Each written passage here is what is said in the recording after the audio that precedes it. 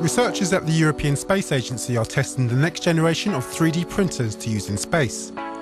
Scientists at these brand new ESA labs at Didcot, some 50 miles west of London, are making their expertise available to ESA missions, as well as to the wider space sector, on how 3D printers can aid future explorations and take space travel to a new era. The promise is enormous. You can make very complicated parts without one screw. You make them all by themselves. And this is an enormous advantage in terms of time, in terms of mass, in terms of ability to do things that we could only dream of. A lot of tests need to be done given the extreme temperatures and zero gravity conditions once out of the Earth's atmosphere. The main advantage of this technology is the ability to build objects instead of bringing them, which is costly in terms of space and fuel.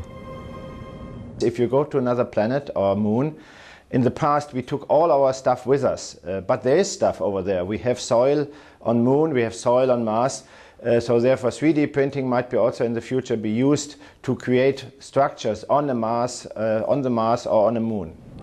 The International Space Station already has a 3D printer which can create plastic items. In the short term, the ESA is aiming to use the technology to produce engine parts for rocket launchers, for instance, and also complex habitable structures to install on other planets or moons. One idea is to use the moon's natural resources to build and sustain a lunar base.